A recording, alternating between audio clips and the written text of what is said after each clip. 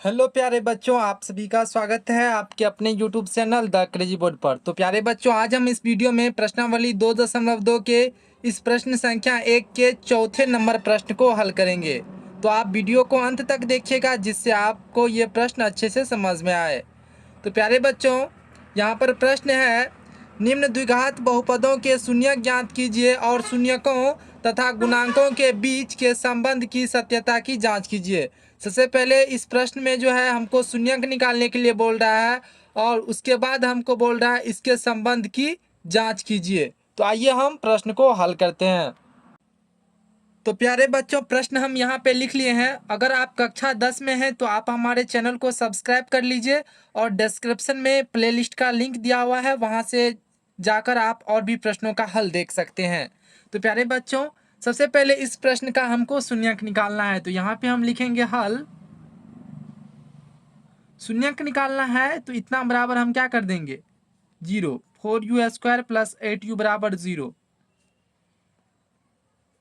यहाँ से जो है हम 4u² + 8u में यहाँ से हम क्या कॉमन निकाल सकते हैं। सबसे पहले हम संख्या कॉमन निकालेंगे, तो संख्या वो निकालेंगे जिससे दोनों में भाग लग जाए। तो यहाँ से हम 4 कॉमन निकाल लिए। 4 से 4 में भी भाग लग रहा है और 8 में भी भाग लग रहा है। उनके बाद u दोनों में है तो u कॉमन निकाल लिए। तो यहाँ से 4 तो कॉमन ही आ गया और u² में से u कॉमन आ गया। तो यहाँ पे बच गया u प्लस 4 दूना 8, 2 बार में कट जाएगा और u तो कॉमन ही आ गया। तो बराबर क्या कर देंगे, 0। तो यहाँ से हम क्या करेंगे, एक बार करेंगे 4u बराबर 0, 4u बराबर 0। तो यहाँ से u का वैल्यू क्या आ जाएगा, 0।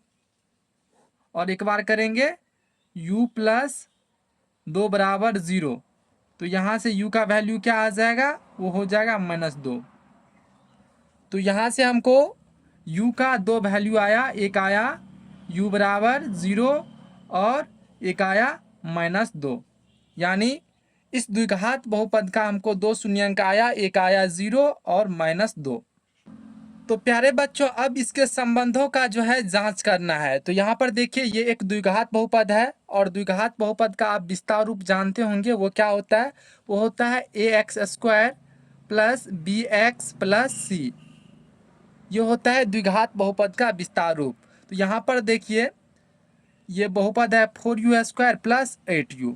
तो यहाँ पर ये u² यानी x² वाला टर्म है, उसके बाद x वाला टर्म भी यहाँ पे है, लेकिन c कांस्टेंट वाला टर्म यहाँ पे नहीं है। यानी c की जगह यहाँ पे क्या है, 0 है। तो यहाँ पर a बराबर क्या हो जाएगा, 4। a बराबर हो जाएगा 4, b बराबर हो जाएगा 8 और c बराबर नहीं है, इसमें कुछ दिया हुआ, तो हम मान लेंगे 0। तो यहाँ पे हम लिखेंगे जांच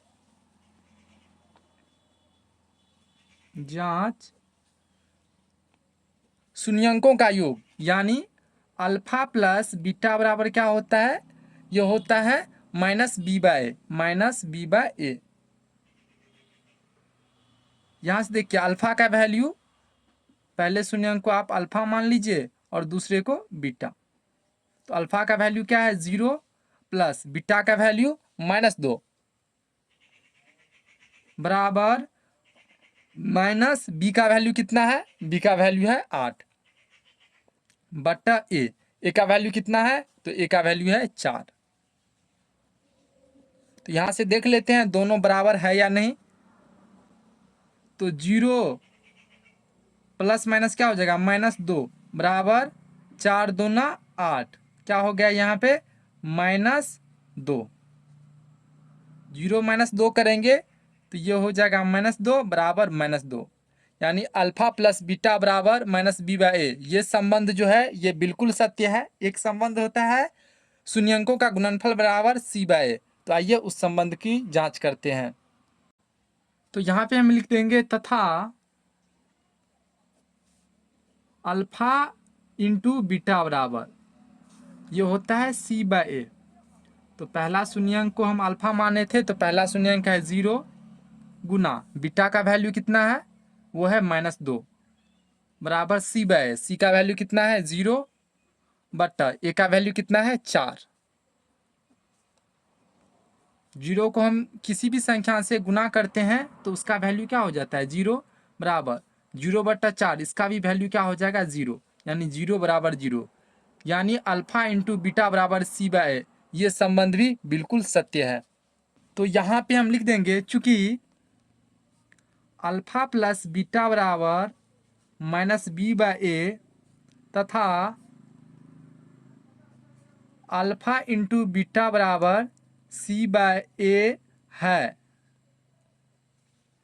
इसीलिए बहुपद के शून्यकों तथा गुणांकों के बीच का संबंध सत्य है। आंसर। प्यारे बच्चों, यहाँ पर अल्फा प्लस बीटा बराबर -B/A ये हमको आ गया, तथा अल्फा इंटू बीटा का जब वैल्यू निकाले तो वो C/A के बराबर आ गया। यहाँ पर देखिए दोनों बराबर है, इसी कारण से बहुपद के शून्यंक तथा गुणांकों के बीच का संबंध जो है वो सत्य है, हम कह सकते हैं। तो प्यारे बच्चों, हमको उम्मीद है कि आपको ये प्रश्न अच्छे से समझ में आ गया होगा। अगर आपको कोई भी कन्फ्यूजन है तो आप हमको कमेंट में ज़रूर पूछिएगा, हम उनको दूर करने का अवश्य प्रयास करेंगे। तो मिलते हैं अगले वीडियो में, तब तक के लिए आप पढ़ाई करते रहिए। Thank you for watching this video. जय हिंद प्यारे बच्चों।